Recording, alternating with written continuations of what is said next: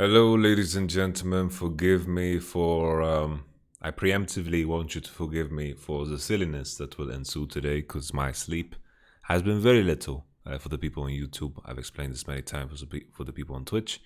I'm going to make the executive decision to put a little bit less emphasis on the chat because I think in a lot of reviews we get pulled away, and today my tolerance for BS is very low because of my lack of sleep. But I really want to review these matches because I feel like this match really deserves it. And we're just going to hop right into the action. But before, I just wanted to show you guys this little clip that someone on my Discord made. I made the sound for what sound Orn makes, and someone made a video about it. So that's great. If you watched the summary, this makes more sense to you. But all in all, let's jump in to the game. So we have the draft. Nidalee first pick. Let's check out the ban. Akali targeted for Nemesis. Shadow targeted with the Lee. And then a Renekton for Orome. So Renekton was the only champion that Orome looked successful on so far. So it's a decent ban to aim for. Here it's also important to note that it is the red side that banned Lilia, because I think the strongest team right now are going to... Did I say Nemesis?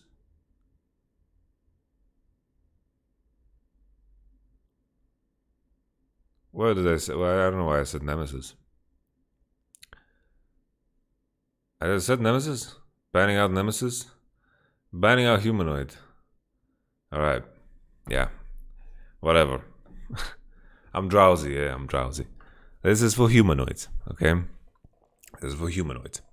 Lilia ban, because I think right now the strongest team are going to first pick junglers. As Lilia, Nidalee, and Hugo Graves.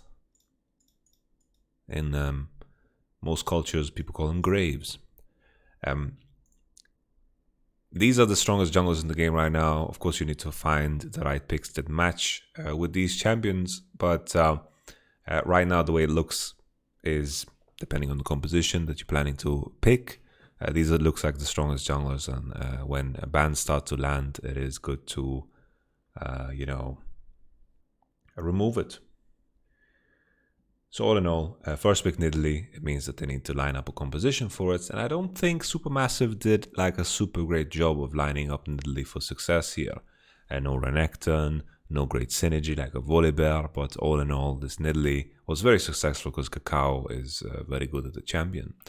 The response here straight off the bat was Rakan Twitch, the thing that Mad Lions lost against. Always when you see a team lose against two champions and they pick it the next game, you have to raise some question marks on the proficiency level of those champions for those players. But all in all, Twitch Rakan, it's not like we're going to, just be like, oh, this is terrible. We continue.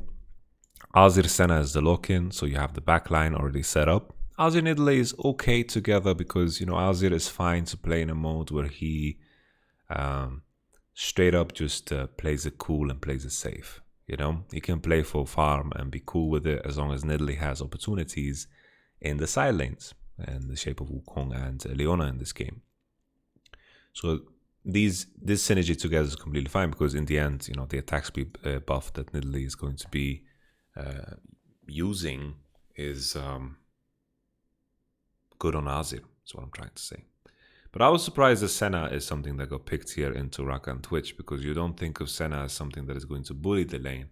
And in a lot of cases, that's what you're trying to aim for when you're looking at something like a Twitch. The Caitlyn ban is also important to note. I think Caitlyn, when you think of Zeitnot, historically, it was a fantastic Caitlyn player. I think the current AD carry meta is very good, thinking about it in hindsight when it comes to Zeitnot. Senna gets locked in. A surprise, but nevertheless we continue. Hecarim gets locked in, which is decent. It depends on the situation with your team. You need to find opportunities to snowball.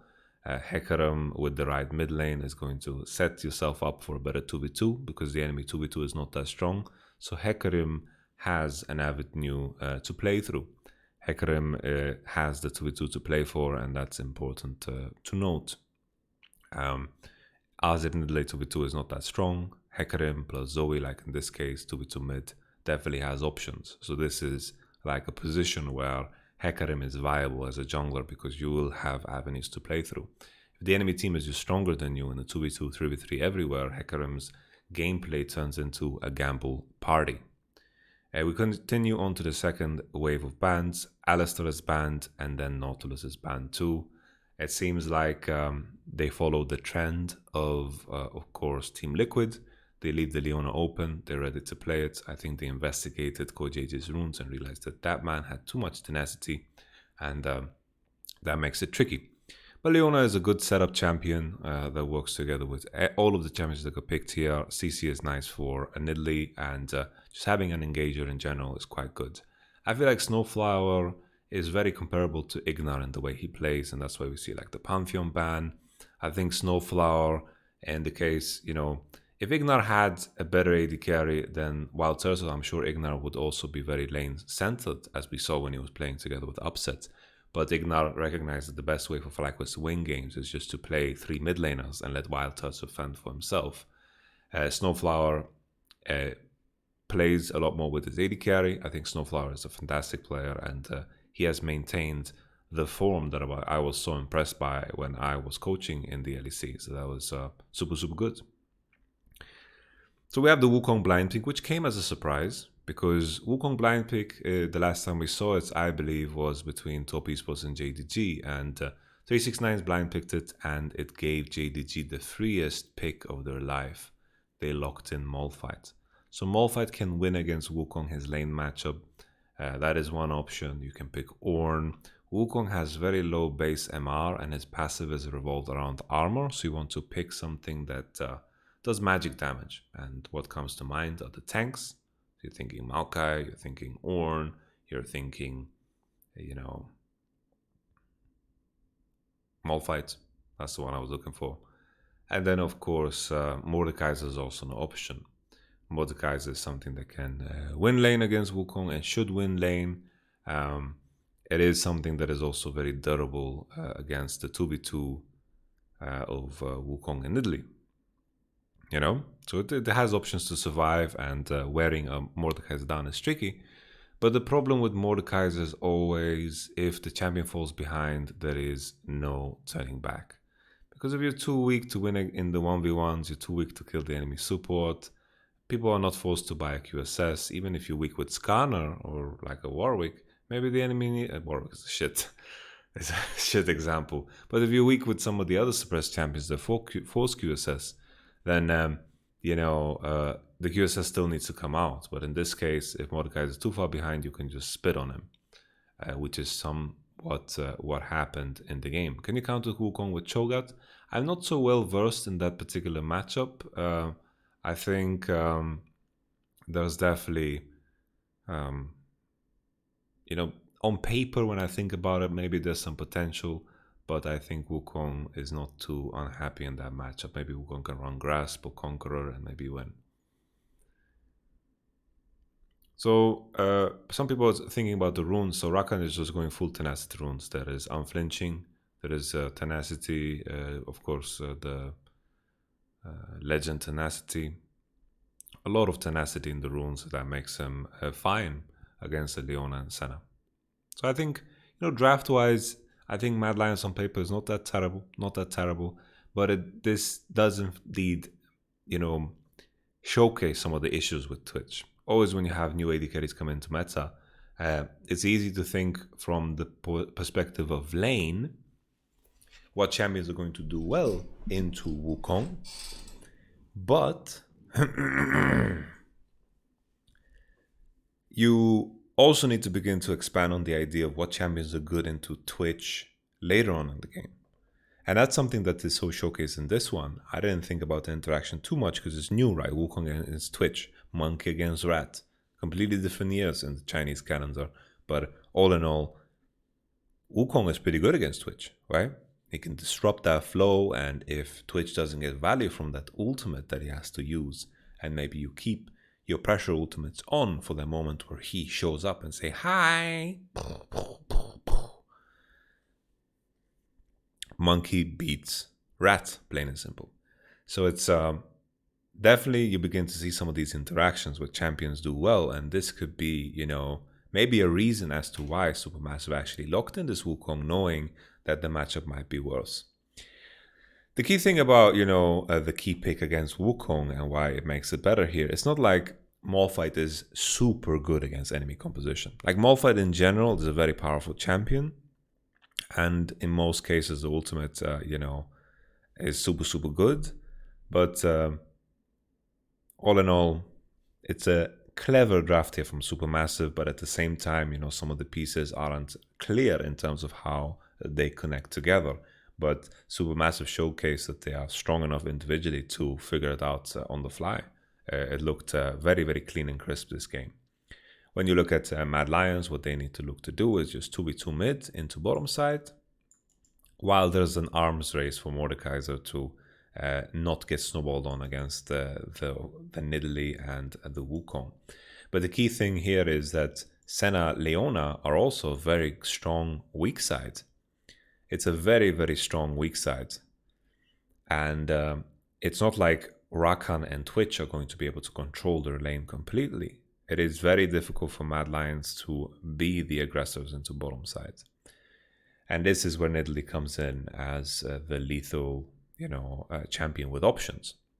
Nidalee can go through lane, bottom, and use the space that Senna Leona creates, and can look for the 2v2 on top side. Sure, Hecarim and Mordekaiser is not completely out of the question in terms of 2v2, so that's also an avenue, but it's all about choices and it's all about timings. I think we've discussed enough about the draft. It's good. It's time to head in. The key thing is just to pay attention to later on in team fights is the interaction between Leona and Wukong against Twitch. And it is very difficult for Mad Lions to figure out how to deal with these champions. Maybe Mordek can ult the Wukong to defend him.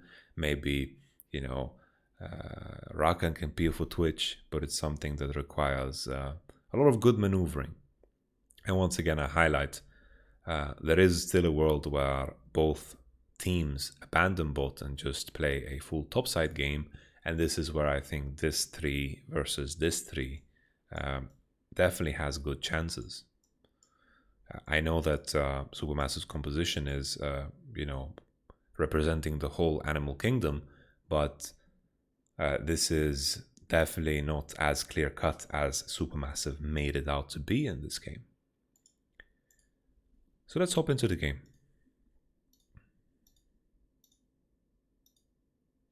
Have minor regions gotten better or major regions gotten worse? So this is the last question that is outside of the world of this that I'm going to answer. Minor regions have definitely gotten better. And major regions, I think people are too close and too fast to judge. How can we judge North America off of Team Liquid's play right away? How can we judge Europe after Mad Lions play, right? It's unfair to do so. It's unfair to judge top esports based off how LGD play. I think there's a point where we need to begin to disconnect some of the teams from the region. I understand that there's a lot of rivalry going on, but all in all,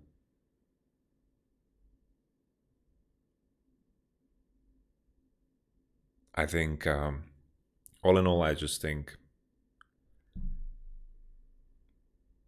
minor regions have gotten better, and there are sometimes teams that crack under pressure. There's sometimes teams that crack under quarantine. There's sometimes teams that can't figure out the meta, and there's a lot of outside factors that we can't see clearly as viewers from outside. And all in all, it's just tough to picture everything because of all of the strange circumstances. Like Mad Lions now playing on stage for the first time in 4 or 5 months. We don't know what kind of effect that has, right? Right before spring playoffs, Mad Lions, like everything went online, right? In the end, a win is a win. That's true. I'm not trying to take anything away from it, but I'm just trying to bring up context as to why it is tough to predict everything perfectly. it's almost impossible to predict everything perfectly. It's very, very difficult, even with absolute knowledge of all regions. You can make some predictions, but I think not a lot of people would have a perfect pick'em for this plane. And I don't mind admitting that my predictions were very wrong when it comes to both Mad Lions and LGD, right? And and that's okay.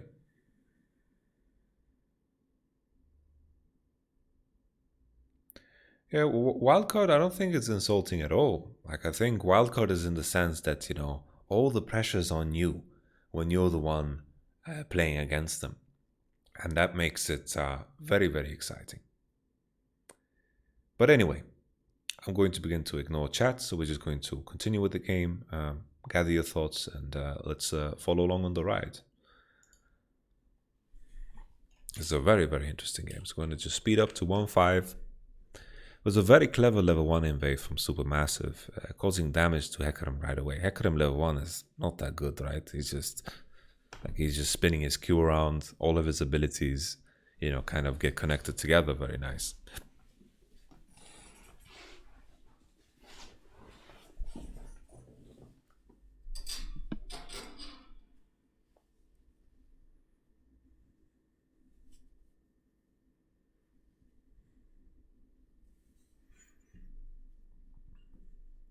So Hecarim is in the bottom side. Nidalee is on sweeper. She's going to walk in, sweep it up, and Hecarim is just starting on the wrong side of the map. And very nice ward placement here too for Supermassive. They're just late invading, and Supermassive just don't have any fears here. They're just taking it.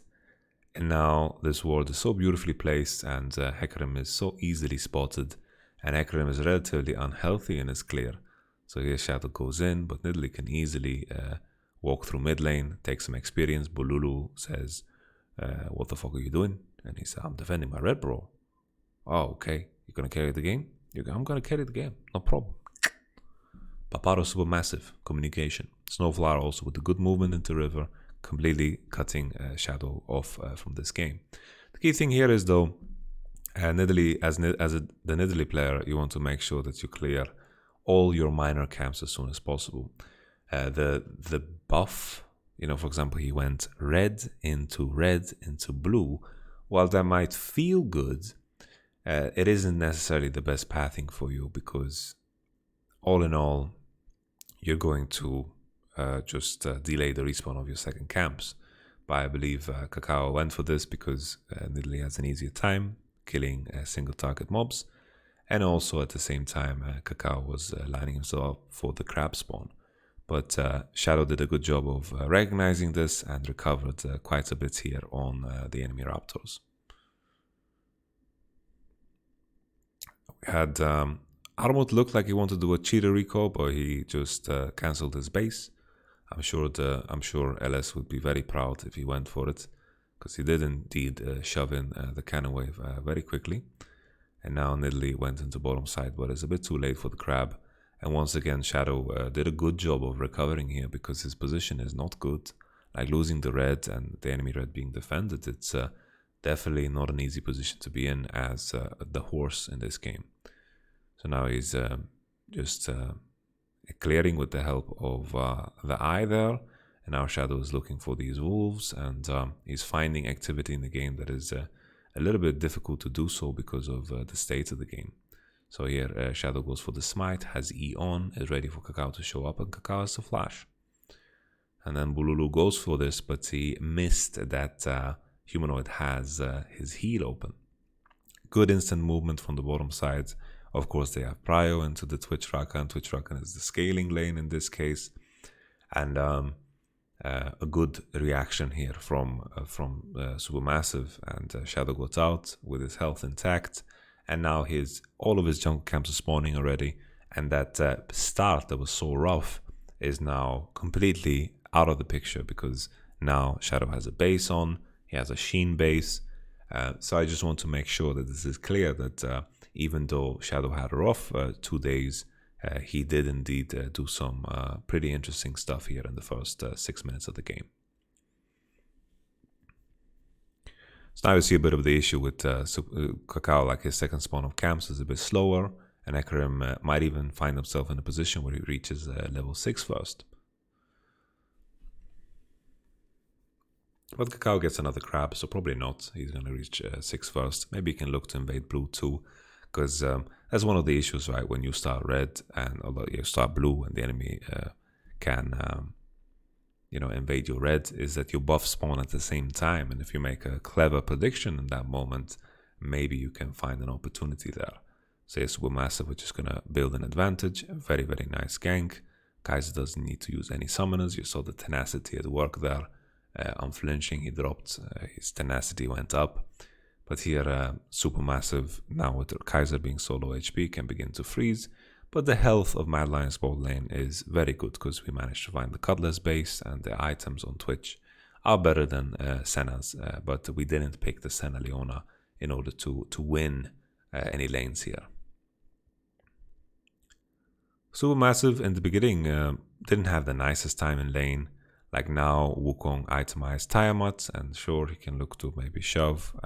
But if Roman looks to trade, he's going to be super, super happy because now he's sitting on a Bramble Vest. And that's a rough item for a Conqueror Monkey because you're not going to have any health. But this was a very, very big blunder because Hecarim was in the river and was scared of Nidalee, and it seemed like there was just no respect at all. We actually missed the situation where Bolulu actually used Flash. I don't know what happened to that. Maybe I just spaced out. I just want to go back and then showcase it because I remember seeing it when I was watching. But oh yeah, he flashed. Oh, forgive me. He flashed after the Hecarim, and Hecarim got healed by the Lulu. I mean, by the Zozi. Zozi. I don't know what I'm saying. Let's just continue. So here, this game state is not too terrible. Like sure, Wukong got a kill, but he's not buying like the most cost-efficient items.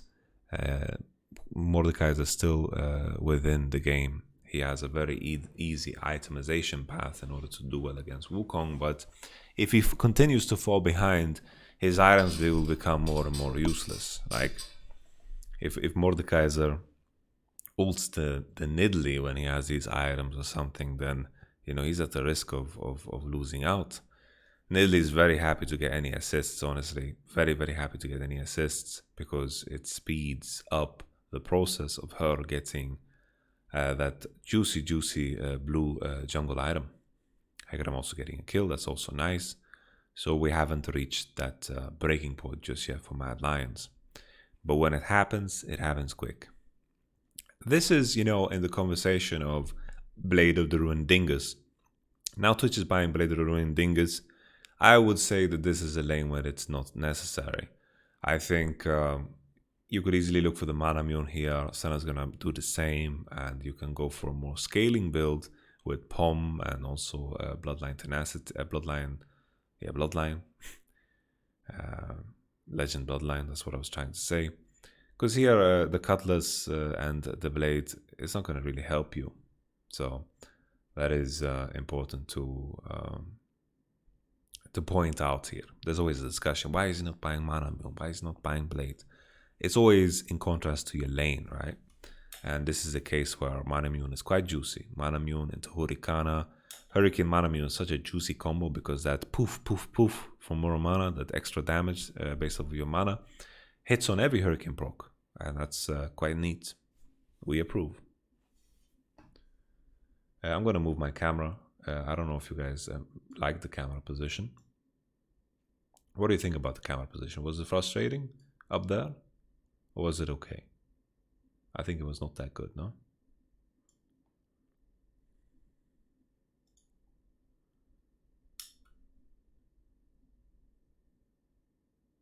Make it a bit smaller? Yeah, it was pretty big. Okay, bottom better. Okay. Alright. Sorry guys, I just didn't realize. It's always like the champion select starts and... Become the player? Alright. I'm becoming the player.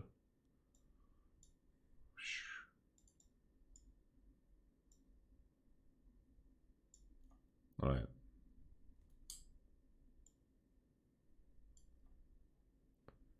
I'm the player now.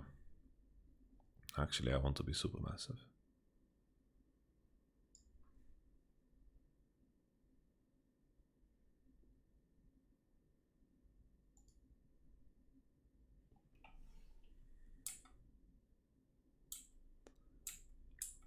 All right. Let's go back and check out what we missed. After this day, I'm a big fan of Supermassive. Understandable. They played some beautiful games. This is 1x speed, yeah. So yeah, as you can see, yeah, like Wukong needs to be careful. Like it's not that straightforward. Armut played a fantastic game. Like this is not an easy lane at all for Wukong. Not easy at all. He has no flower, bomb plating, and good flash to deny the W of Rakan. Much as I wonder if he could actually land if he just W straight up off of the Hecarim combo. But this is a pretty large investment here. So we had the Rakan ultimate, we had the Hecarim ultimate. There is a room to make this into more than just that. Also, Humanoid had a pretty clear grasp of mid after the Azir flashed. Humanoid came with the punish, Shadow ganked. Humanoid is in a positive position. Here Shadow got speared, he doesn't have ultimate, and Mad Lions, this is so confusing, right? So we just highlighted what, right? What did we just highlight? We just highlighted the fact that Rakan and Hecarim just use ultimate. Leona still has hers, and Nidalee has hers, obviously, right? And this is where our boys in yellow make a pretty decent blunder, like trying to force into this space. Their idea, if you want to play the devil's advocate, is that they want to pressure onto the Azir, while Supermassive have the same idea that they want to help the Azir. They have an advantage when this mark, this is an advantage, this is an advantage. And Zoe has an advantage in the mid 2v2. A key thing to note here is also looking at Zoe's position. Azir has a closer access, while in reality Zoe could be here, Zoe could be here, right? But Zoe is looking like she doesn't want to participate. Let's just roll the clip to see how it plays out. So you see the combo onto Shadow, very low HP, they get pushed out, Shadow jukes the ultimate, Shadow low HP, and here goes Armut, and boom, there goes the kill. Very, very nice. And Wukong kept his TP from before, he got a better base early on, from level 1 to 4, right? And then he got the kill onto the Mordekaiser, and this is a beautiful state of the game for our glorious monkey. Here, Humanoids, I felt like almost out of desperation. Humanoids, often with players, they see the enemy laner in a very bad position. And they want to punish. They want to punish. People want to talk about experience. Supermassive team has crazy amount of experience.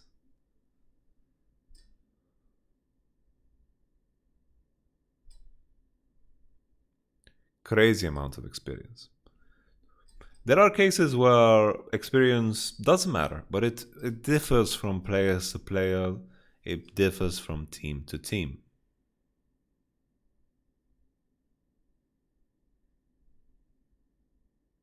Like Kakao is a legend. Like Kakao is as old as me, but I age. He doesn't age.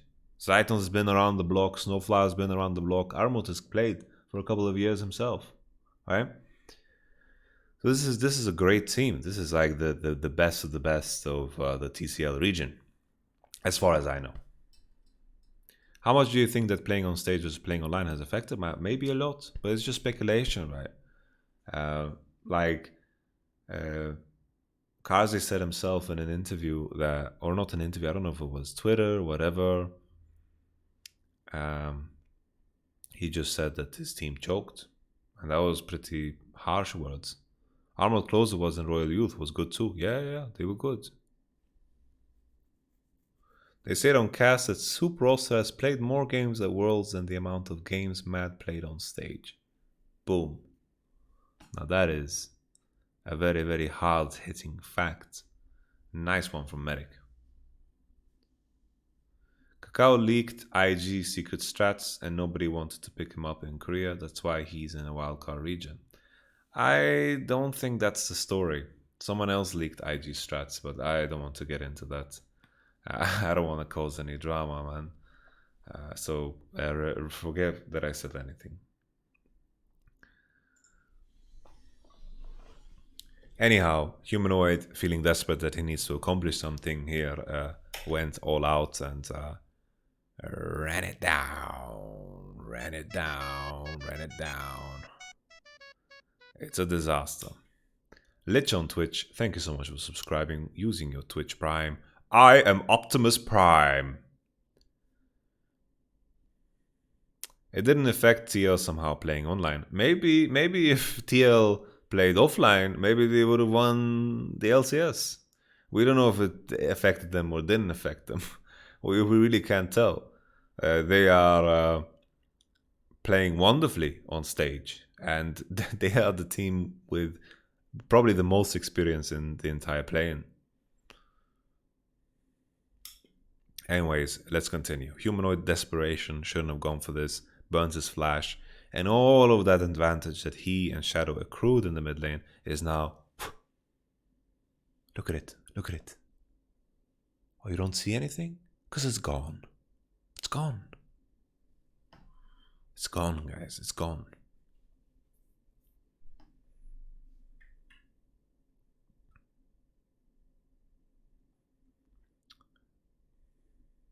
Twitch in good condition bottom, we're just a bit upset about his itemization choices. That's all. Not sure why Rakan is buying Zeke's Convergence here. It's not like they're lacking any form of magic damage. So it's a bit weird. Rakan players like it because it gives a decent chunk of armor, and I don't know. It's just, I guess, a decent item on Rakan. It's not that terrible. But it's not like they're lacking magic damage. He didn't burn his flash. Okay, that's fair. Oko 35. I apologize for my miss there. Thank you, Goktuk. Turuk Maktu is your new name. Thank you, Turuk Maktu. Turret plating will fall soon. I wanted to just take a step back because I actually missed how the Herald was used. Okay, it was just used on top. So that is pretty juicy in itself too. I just want to take a step back and look at how Kakao actually managed to snag it. Shiggity shiggity snag. Because I missed that too. Like, that's why I'm a bit sleepy. Nidalee is just straight up just snagging it. Look at Snowflower's movement. So this is the right way to go for a Herald. Don't fucking go all the way to swap, you know? You don't have to be Moses, go through all the desert to find the sacred lost land that has been promised to you. No, you can just use one prio, hover into mid. Leona can use a bit of extra tempo. You give up one wave prio on bot, and Senna will catch it. This is the way you rotate for a Herald. So this is definitely the way to do it. So good move from Supermassive. Many regions, many teams do full rotations into top sides, and then the enemy AD carry is taking 2 plates alone on bot, taking 3 waves while your AD carry is just standing and hitting the Herald. And then he's like, doesn't even get the last hit for the 100 Gs. And then the Rift Herald is used top, and your AD carry is just like, baby rage. And it's not...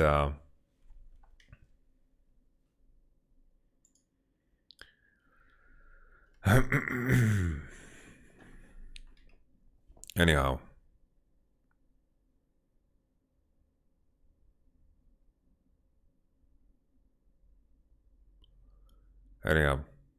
We continue. They pick up the Herald. We can fast forward a little bit. They use the Herald top. Kakao just killed mid. Boom. Herald top. Boom. It is Pop Gonzo. I want to take a look though. How on earth did Orome lose 2 platings? How on earth did Orome lose 2 platings? Is he just hitting the top tower? No, he's clearing the wave. How did he lose 2 platings like that? Oh, he loses 2 platings because he's committing for the 1. So you see it popping down to 3. But doing this trade maybe is just a mistake when the enemy has Herald. Because look at this. Mordecai is basing and Monkey is here. Monkey TP'd. Monkey TP'd and was active on the map. And then now look at Monkey go. Monkey, W, Q, Sheen, auto reset, Tiamat. Look at it, man. Look at it. The turret is falling apart. My goodness, Wukong. And Romo could have prevented this possibly if he didn't go for that 3rd plating. And Kakao's like, bro, how OP is Wukong at destroying turrets? I'm just gonna give you this little shellfish, you know? I'm gonna send you my seafood collection. This is my favorite kind of sushi. I'm just gonna send it up here and boom. Knock it into the turret and then you're gonna be rich. And Wukong just came out of base and he got 5 plating straight up and got a full turret. And the man is laughing straight to the back because the man is sitting on a Trinity Fork. No magic mantle. That is a rough one. This is not an easy matchup for Wukong, I tell you guys.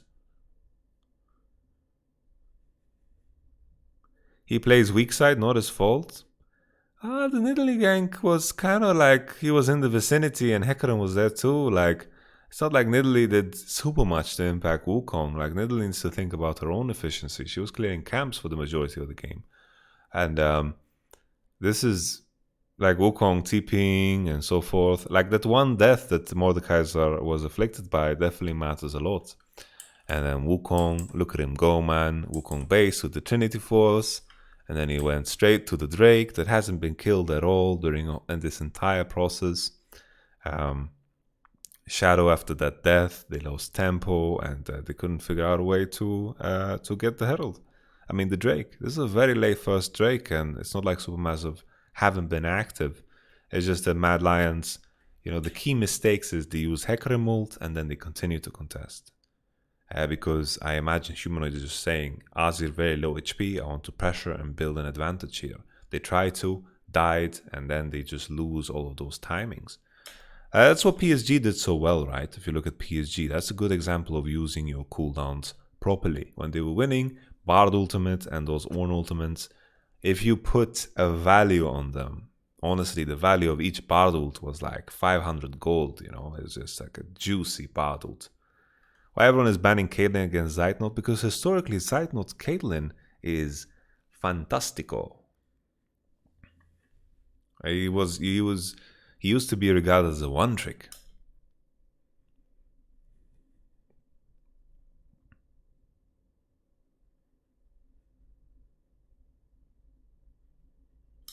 I was also mentioning that you know, the key difference between Snowflower and Ignar is that Snowflower actually has a bigger champion pool. He can actually play like some of the ranged champions too. Here we go. So here goes Snowflower.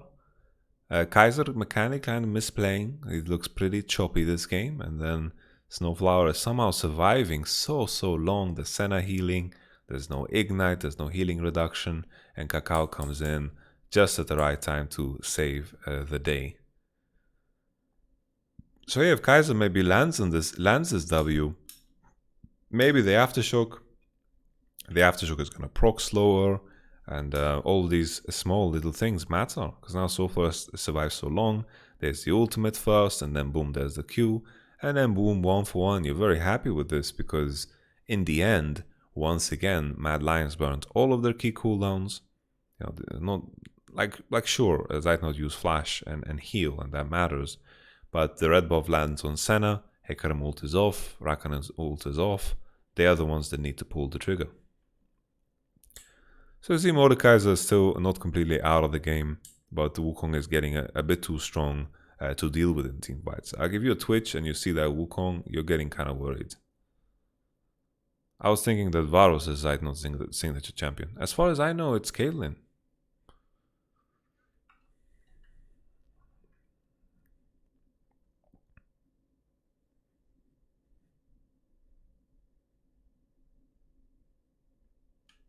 We can check out Leaguepedia. Yeah, Senna is still good, guys. Senna is still good. The nerf isn't that horrible. Side note. Known for his Lucian, so we're all wrong. Nicknamed Baba. Doesn't smile often. No shit.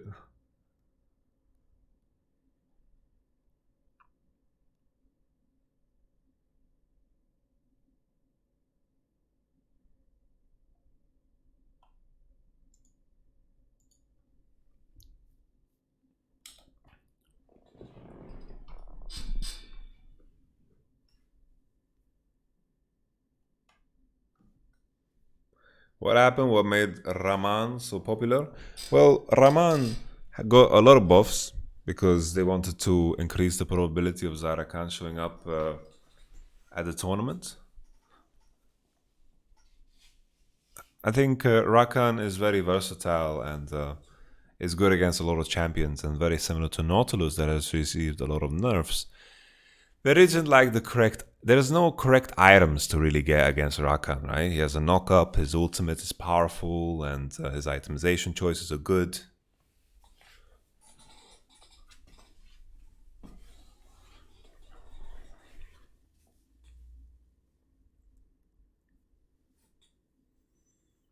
Hecarim is now landing on Trinity Force, but the state of Zoe is rough. Wukong is quite strong. It's still not completely over for Supermassive, but they are maintaining a better control of objectives and over the map. Zoe still on Luden's Echo, 1 core on Twitch. This is definitely still in the realm of playable.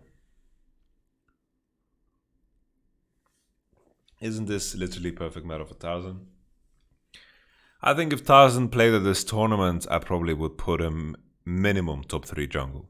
Probably I would put him second place in my top 5. Tarzan is a monster. That's the Herald, and that delivers in the mid tower. And here's a Rome. Rome is straight up getting 1v1 by this fucking Wukong, man. Nearly didn't do that much, let's be honest. Rome is also refusing to press R.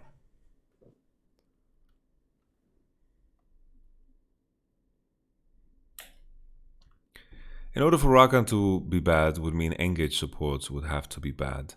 Not necessarily. There's been times where Rakan has been unbelievably OP in the past. Like Rakan in itself is very good. He has many rune options, many item options, and it's tough to itemize against.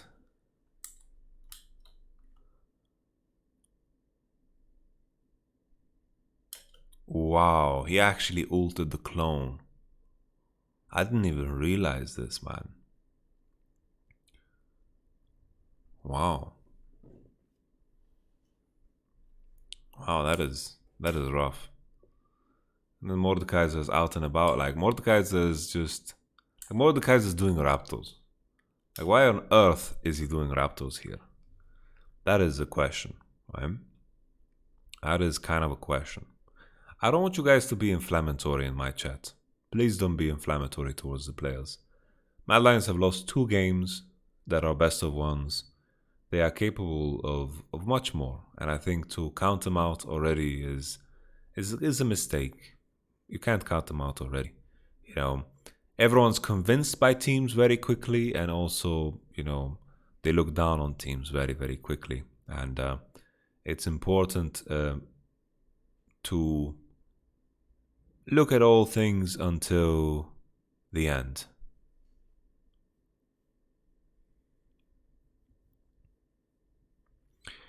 But it is kind of strange that he's doing Raptors. Like, look at the top wave position is not in a position where Mordekaiser should be doing. Like, Mordekaiser needs to go top, right? Mordekaiser is in a hurry here. And then the Rift Herald advantage makes the overcommitment onto bottom a problem. Madao, thank you so much for subscribing. I didn't thank you before. And Justice Shovel, thank you so much for subscribing too. So, okay, Romo ulted the clone. That was his problem. And then the heal of Nidalee definitely made Wukong attack very, very fast. And Wukong was completely healthy. Crazy. Okay. Something, you know, I mentioned itemization and how it impacts Rakan. It's fair that Rakan gets impacted by tenacity.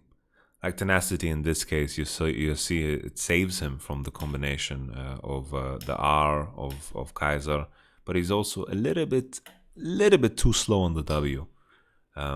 So the Mercury definitely allowed him to flash out of it.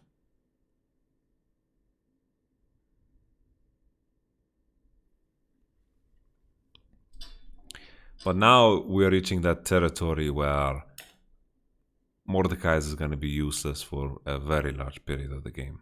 Like now he's falling too behind the curve, and supermassive are finding kills everywhere. So yeah, sure, Azir died, but he managed to pick up Hecarim for it. Mordekaiser is also dead. And the silly thing is here that Mad Lions keep extending the fights when it's not the right move to do. Mad Lions as a team is very ult reliant. Very, very ult reliant.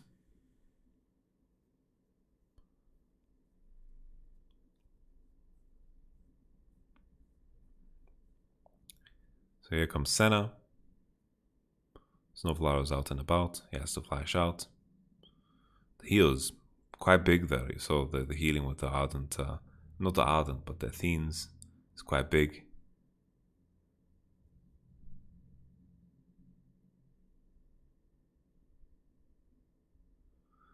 For people saying that Shadow played bad this game, I don't know. I think the early game he played decently considering the position he was in, and after the fact, I think it just came down to team mistakes. Like they were making calls that were just not good. They commit all the way to bottom. They called to go for Leona, and I don't know if I can necessarily blame Shadow for that. I think Oroma's death against Nidalee was a problem, and I think Shadow did good because honestly, after that start when Nidalee gets red and they manage to successfully defend their own red, that's hard to come back from. Very difficult.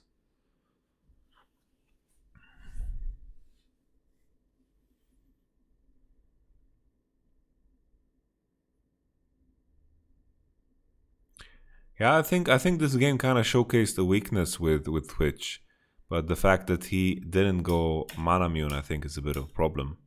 So yeah, Snowflower kind of ran it down, let's be honest, but Armut really smurfed it, and then very good movement, like even in the 1v1, like he W's the Q of Mordekaiser to remain healthy, keeps Conqueror stacks open, and then Oroma's ult is already gone, and the damage that Armut did is already done, and then Zoe gets snapped in half.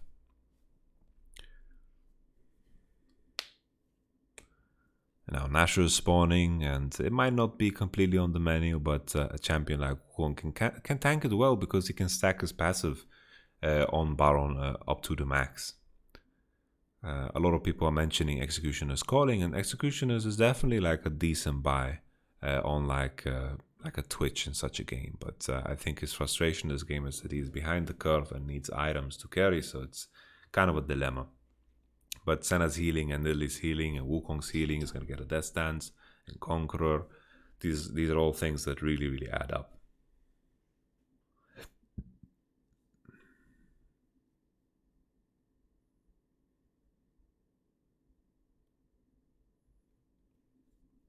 I don't think Shadow's individual play was the problem. I think if you want to point to any individual, I think Kaiser could have done some better W's early on that maybe could have changed Hecarim's outlook on the game. And then Mordekaiser dying to that Nidalee gank definitely shaped the game because they got the Herald off of that after they went for the Hecarim ult onto mid. Like, even though they killed Azir at that point in time with Hecarim ult, the transition period, like they were too low HP to transition that into anything. And with that being said, it's rough. It's rough because Nidalee just got the Herald. And then we had the base timer of Mordekaiser. Isn't Heka bad here? Why did they pick Heka into Azir? Well, I think he just wanted to pick something that he's comfortable with. Like, I don't think it's completely terrible considering it was against Azir Nidalee. But I don't think them picking Hecarim was the biggest issue here. Just time and time again, like, so we had Zoe die once, and then here, this is what happens to Zoe. Like, Like, this is not a team fight, right? This is not a team fight.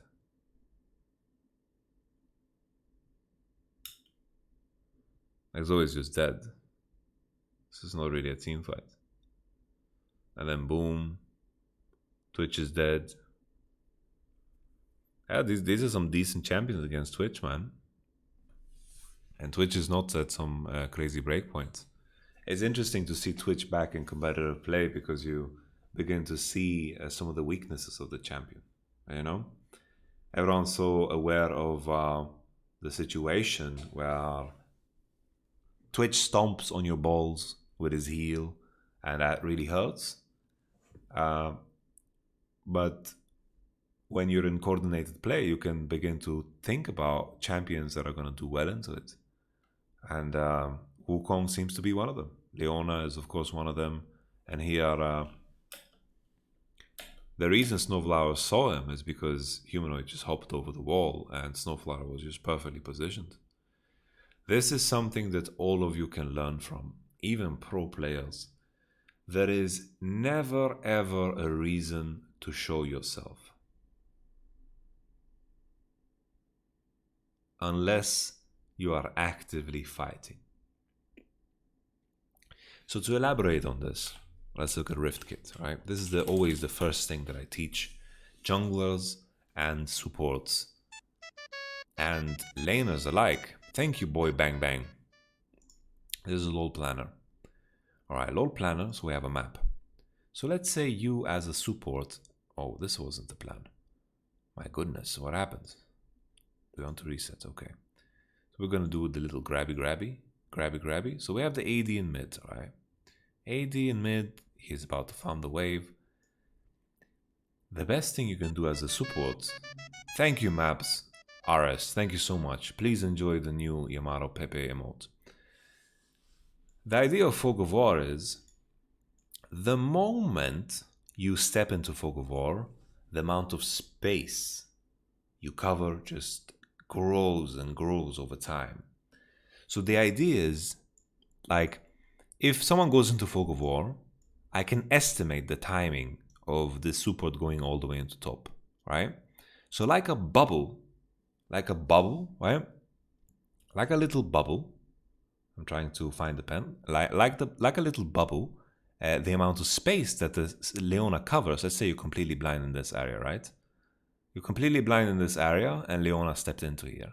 It grows like a little bubble. She entered here, and then it grows, and it grows, and the distance that she covers in Fog of War becomes larger and larger, right? And the longer Leona is missing, all of a sudden she covers everything, right? If this is covered in Fog of War. If you don't have vision here. All of a sudden, a champion that is the size of, when in reality, Leona should be covering this space, right? She's covering this space, but then when she's in Fog of War, all of a sudden this impactful space is all hers. And as the mid laner, you have to consider this, right? So Leona is nowhere, but at the same time everywhere. This is very important. This is very important for everyone to understand. And the same thing goes for mid. If I, as the AD carry, is walking on the wave, right, and my support is in this position, in a lot of cases it's more impactful than my support just standing next to me, right? Maybe if the enemy mid laner tries to contest, the Leona coming from this angle could also be very, very important, and it can find even a better flank, right? Like this.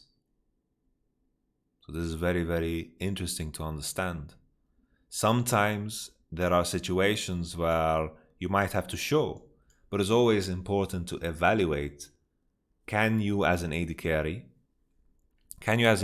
contest the wave when your support is here? Then it's better to do so, because all of a sudden the top laner that is up here needs to begin to think about it. And then when you manipulate Fog of War, like this is where you can maintain tempo always. Because if you are too afraid to walk up and you have full control over this space, there is no reason for you to ever show again unless you're actively fighting and forcing, right? Unless the enemy mid laner is overextending, there's no reason for you to walk up. And this is where concepts like freezing can be very interesting, right? Everyone's, Ellis is talking a lot about freezing, but sometimes in mid situations where players are just shoving waves and so forth, sometimes you can push waves slower. Sometimes the mid laner can't walk up here because you are controlling all of this space. And all of a sudden he's waiting here. And then maybe you can begin to stack waves. And then all of a sudden you have a bigger minion wave that is going to crash into the enemy. And with a bigger minion wave, all of a sudden you win more time, and then maybe you can commit into here, right? So this is a very, very important topic to study, because sometimes it's not possible. Sometimes you're playing, and this is a big reason why range supports are not that heavily considered in competitive play, because they are kind of missing the mark on doing this. If I am a Lulu and I am in Fog of War, what kind of meaning does that have? Me being Lulu in Fog of War is completely useless. Lulu is a strong champion. Zilean is a strong champion. Zyra has its applications too.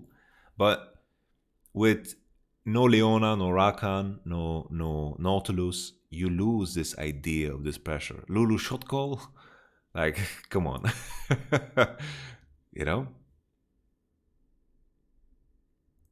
This is why a champion like Evelynn can apply pressure to every lane at once if she doesn't show. Exactly, right? Lulu is a fantastic champion, don't get me wrong. It's a good champion. Don't get me wrong. There are situations where it's good. But as a Lulu and a Twitch, you need to be compact, right? You need to be showing. And sometimes that's an okay way to play the game, right? But when you think of like the highest level of Fnatic back in 2018, or the highest level of G2, what they do so well is the manipulation of Fog of War with their jungler, and of course the use of Fog of War with support and jungle. This is what made G2 and Fnatic so incredibly strong. That's why their games were so quick. They were so good to snowball, because they were so good at taking over a complete side of their map. Like, this became theirs. There was no entry here. If you tried, you would die. And then they took a tower. And then they transitioned into bottom. Did the same thing bottom. Lulu is a whole... Oh, come on, man. And sometimes there are champions that need to walk up, right? They need to walk up and so forth. So if you want an idea of how to execute this, you're walking up a mid, you get mid prio, and then you build vision, you sweep theirs, and then you just don't leave it. There's no reason to leave it. There's no reason to leave it. You know? They control a side based on what objective they want. And this is also a very important concept, because it is, in a lot of cases, people are talking about 1-3-1. So 1-3-1, your 1 is the defensive side in a lot of cases, unless the enemy gives you information. So basically the isolated person, the isolated player, needs to wait for his 4. So usually this is the person with the TP, right? The isolated person.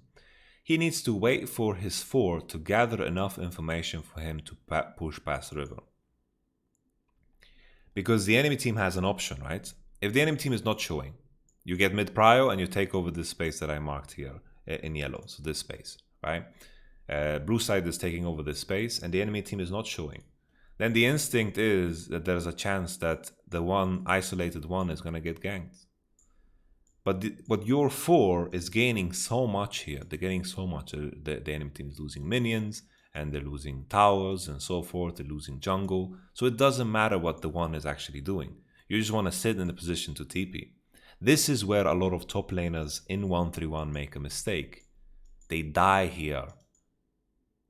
Because in a lot of cases, when the team that is weaker in their 4 can't contest it, naturally they progress to attack the lane where the isolated player plays.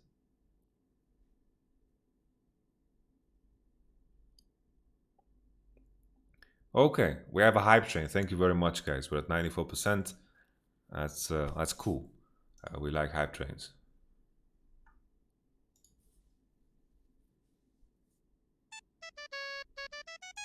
Thank you, Cool Nama. So yeah, Humanoid got snapped in half. Snowflower in Fog of War. Humanoid played very desperately here, man. Nice, 100% scam train. Thank you. Bolulu with some decent Azir play here. TL made it out of groups. Way! Thank you.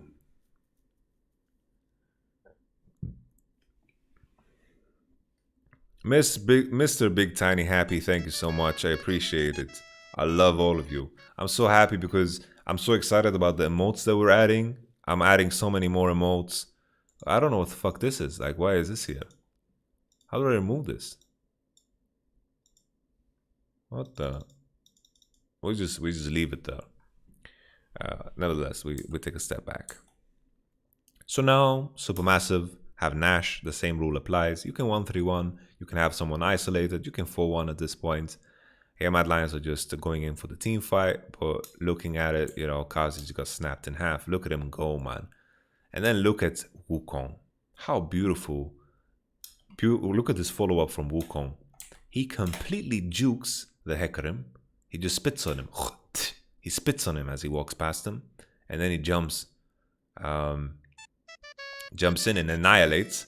TL made it out of groups, gifted a tier 1 sub to Muganja. Muganja. Oh, I don't know why. It reminded me of Age of Empires, Muganja. Anyway, we continue. And then boom, there's the Wukong. My goodness, how do you play Twitch against Leona and Wukong? Maybe Tactical can give us some lessons because the man pulled it off. This is wild. This is wild. And Mad Lions, what was the actual thought process here? It's hard to justify them going into this. Very, very hard to justify them going for this fight. This just seemed like, let's end this game fast. I hate this game. I want to play Valorant. That's what this kind of felt, right? This just seemed bad. This just seemed terrible. And then there goes Hecarim. And then there goes the pushy. And here, you know, supermassive, you know, they snowballed very fast, but Mad Lions were playing quite terribly, honestly. Huh, that's a weird sound. I knew it this time. I knew it this time. Thank you very much for the 100 bits. I appreciate it. Thank you, guys. I'm honestly just excited for subscribers because of the emotes. The person that made Rat IRL emotes are making mine. She's making my emotes, and that's like super insane because Rat IRL emotes are like the clutch of everything, man. So we have a Pepe, we have a Yamato Pepe. It's a sick Pepe, man. It's a sick Pepe.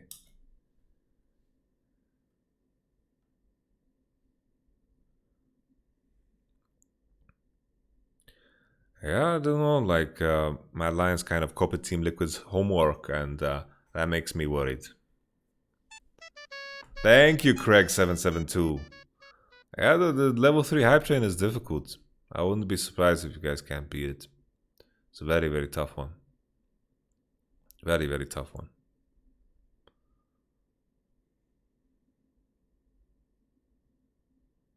Do you guys think that the Yamato paper looks like me? No, sorry, we will not do the LGD game because I think I am very tired today, so we're just going to focus on 2 games and I want to focus on the highest quality ones. Thank you, Rafav1111. Let's take a look at this again. So this is a good example of what I tried to showcase, where Mad Lions are just trying to go for the person that is isolated. But there's no person there. Because Supermassive don't care. They're just going to play into bottom side, they're going to give it up. And this is Mad Lions trying to cross map. Right? So they are just trying to cross map. The minions are dying to the tower. Mordekaiser is basing, but Yeah, they're losing one tower, they're losing two turrets, and Supermassive don't care. Very nice cancel here from Zeitnot. He cancelled the recalls. Very pretty, and Supermassive are going to begin to break the base. How do you come back at this point? You don't. Honestly, you don't. The armor, like, everyone has the Zonias. Mordekaiser is too useless. Wukong is too strong. There's just too many problems here.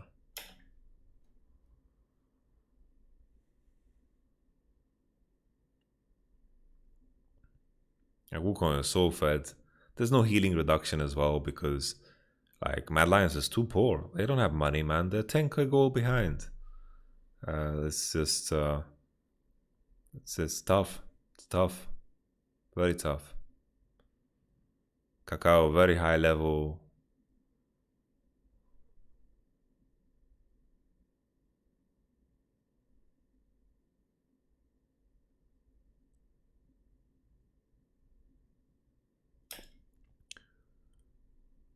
Mad Game was hard stomped, but LGD not. How's this game more quality?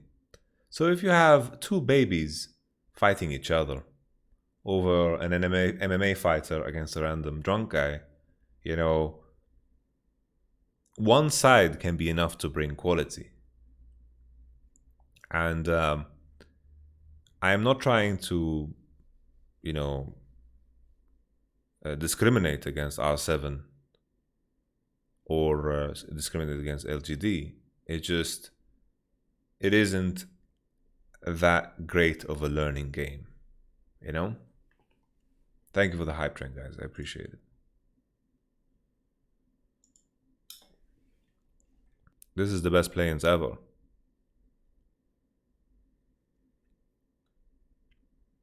And there's the inhibitor, and Supermassive just continued in style. Just run it down top. Thank you, Saravi. Thank you for using your Twitch Prime. I am Optimus Prime, and we shall defeat the Decepticons.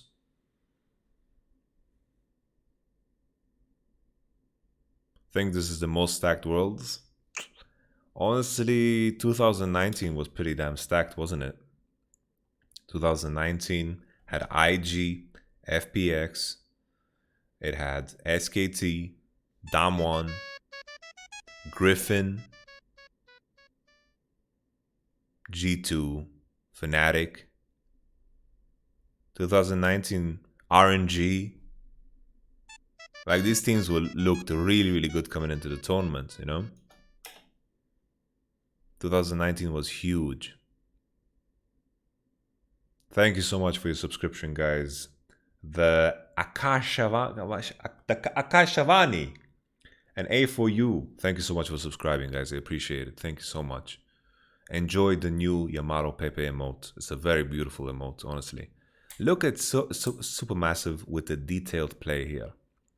They are not hard pushing like chimpanzees. They are waiting. They even have two cannon minions here at very low HP, but they're alive and well and they're doing their best. They are waiting for everyone to be on tempo here. Azia is farming mid-wave and they're pushing slowly because there's no rush. What's the rush? Your minions are staying alive, and look at the massive monster wave that is crashing into the enemy tower. Karzi messed up his E here. So you can see here Twitch farts, but he does it out of range of the range minions. So he doesn't get the farts on everything. So he doesn't clear too much here. He just farted on the cannon minions. And that's not that juicy. Cacao is now sieging, and now Mad Lions need to just gamble and hope for the best. Here again, I think Supermassive could have chilled and not pushed so fast. They could have waited for bottom wave. But yeah, we like the class from before, where they waited. So they just continue. Here, a Supermassive can begin to commit a bit harder onto it. The bubbles, this is the best fight that Mad Lions can hope for. This is kind of like the last ditch effort because they are super far behind, 3 nips down. Obviously, they can't win. And then Shadow commits, but man's gotta press tab. There's a stopwatch, and then Shadow dies, and this And this, honestly, even though it looks terrible, who can really blame them? The game is really fucking over. Yamato Pepe agrees. So, all in all, like, it is what it is. You know, like, let's not beat around the dead horse.